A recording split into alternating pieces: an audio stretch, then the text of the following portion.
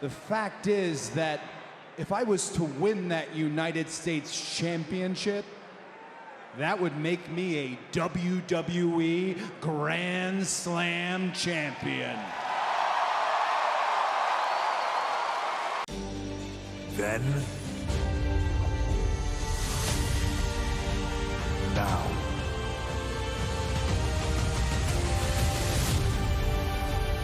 forever.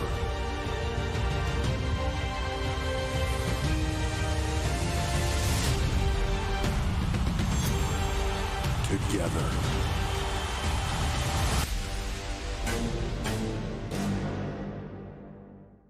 We are back with a brand new episode of Weekly Roundup. We're going to get right into what happened on Monday Night Raw, the longest running episodic TV show in television history. We had Damian Priest apologizing to the Judgment Day for his actions at Backlash, and then Finn Balor is ready to become the King of the Ring until he sees his new opponent who replaces Drew McIntyre in main event Jey Uso.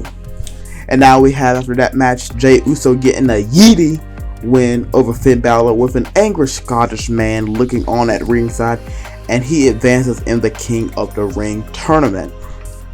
Now we have CM Punk calling out Drew McIntyre, who just left moments before CM Punk arrived. Drew left, and then CM Punk got there, and he calls him out in the middle of the ring, but Drew McIntyre nowhere to be found.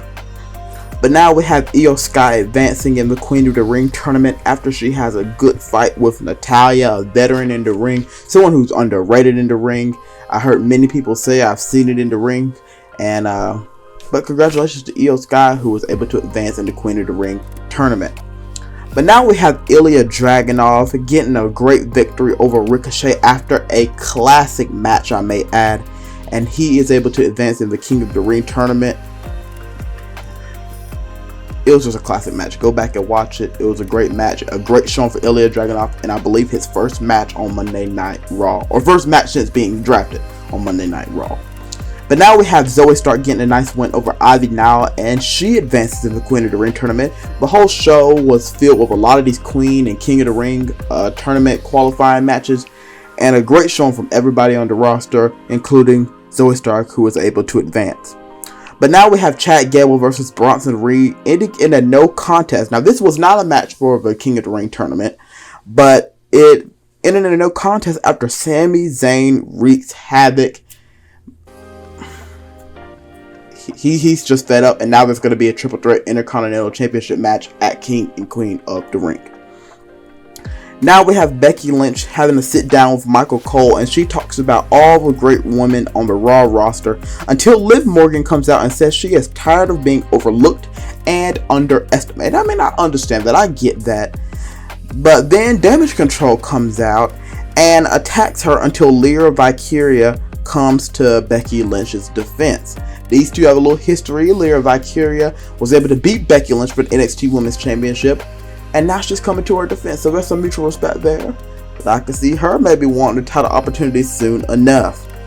But now we have Lyra Valkyria in action on Monday Night Raw after being called up to the main roster, and she gets a victory over Dakota Kai of Damage Control, and she is also able to advance in the Queen of the Ring tournament. So a great win, a great first win on Monday Night Raw for the former NXT Women's Champion.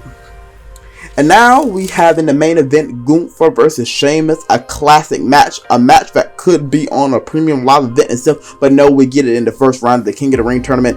And of course, the Ring General reasserting his dominance by beating Sheamus in the middle of the ring, making him tap out in the main event of Monday Night Raw. And now Gunther will advance in the King of the Ring tournament. And if you ask me, I think he's taking it all home. But what happened on Friday Night SmackDown, the show that's going to be returning back to the USA Network starting in September? Nick Aldis kicks off the show and announces that Cody's next challenger is none other than Logan Paul. We're running the Universal Championship match back. Logan fought against Roman Reigns a couple of years back at Crown Jewel, and now he's doing the same against Cody Rhodes at King and the Queen of the Ring. And these two have an exchange of words ahead of their champion versus champion match. And now I don't understand if this match is going to be for both titles, for one of the titles, for no titles. I'm assuming it's for at least the WWE Championship, but Cody did mention that he did want to become a Grand Slam champion, and the only title he needs to win is the United States title. So it may be a winner-take-all situation, but I have not gotten confirmation on that. If you know already, let me know in the comments. But now we're going to have champion versus champion at the King and Queen of the Ring.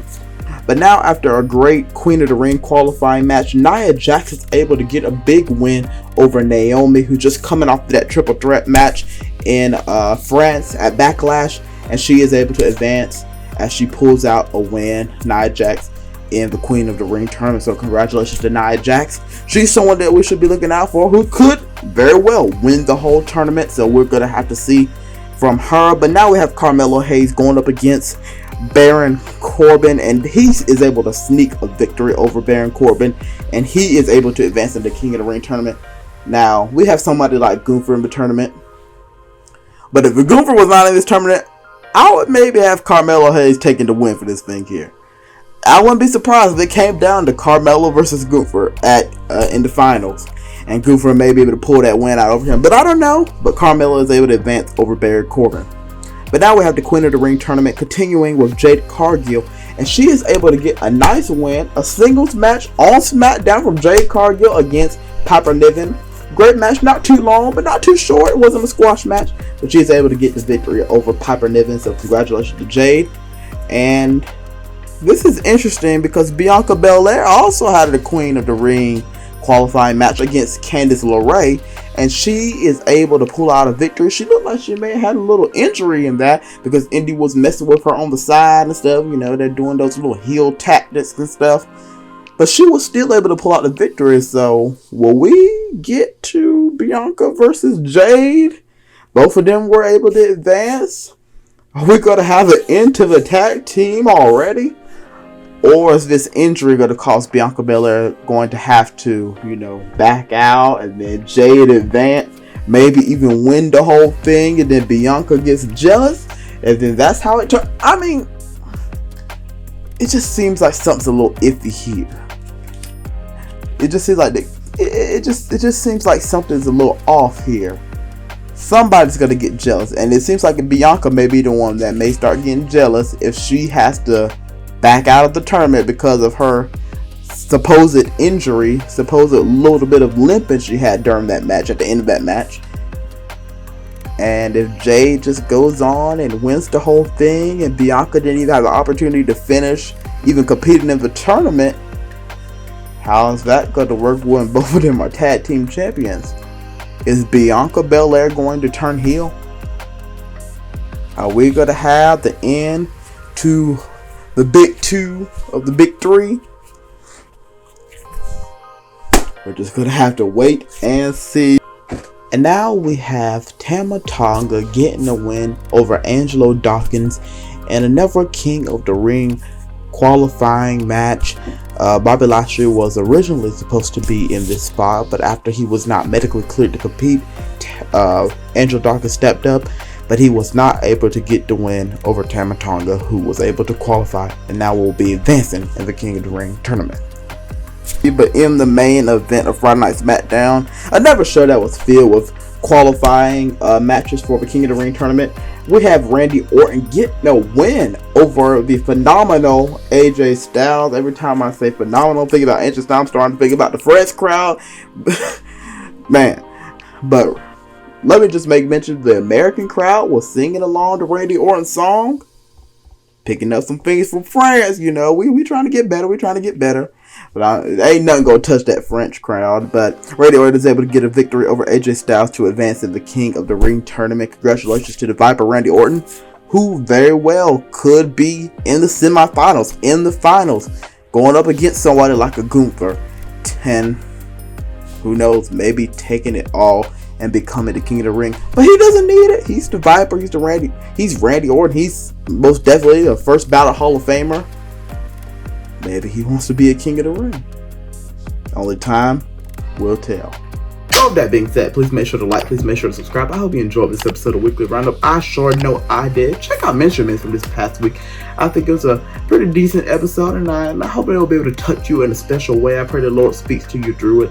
It's a little longer than normal, but just take a listen on our podcast platforms or here on the JHS YouTube channel or even on the Minister Minute page. Give it a listen, and I pray it touches your heart in a special way. And check out Wrasslin. We had the season finale this past week, as well as check out Fight for Supremacy, another great episode. So we just got a whole lot for you. We're going to have Unleashed coming to you, I think, in June. I previously said a few weeks from now, but I think it's going to end up being in June. But we got a whole lot coming your way. So check out all the content on the page. Like, subscribe again. And always remember, even more important than doing any of that, always remember that Jesus loves you. I say it every week, but it is so true. Jesus loves you, and you know what? He's waiting with open arms, and he wants to have a relationship with you. All you gotta do is say yes. Confess with your mouth that Jesus Christ is Lord, believing in your heart that God arose his son from the grave, rose Jesus Christ from the grave, and you shall be saved. Jesus wants to save you. We make mistakes.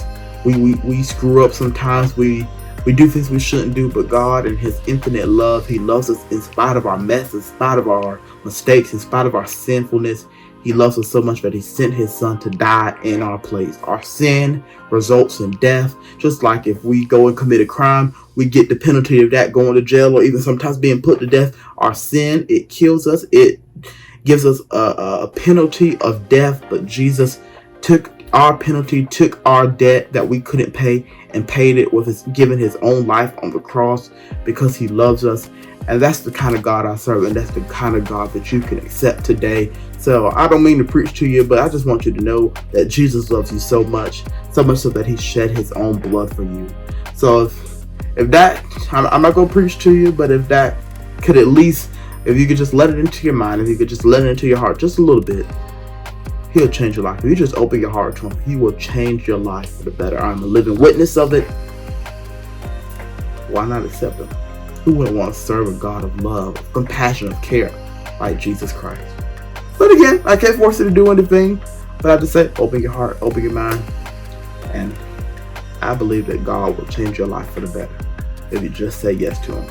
But I'm going to let you go. Hope you enjoyed the video. We'll be back next week. God willing for a brand new episode of Weekly Roundup. So until then, take care. God bless.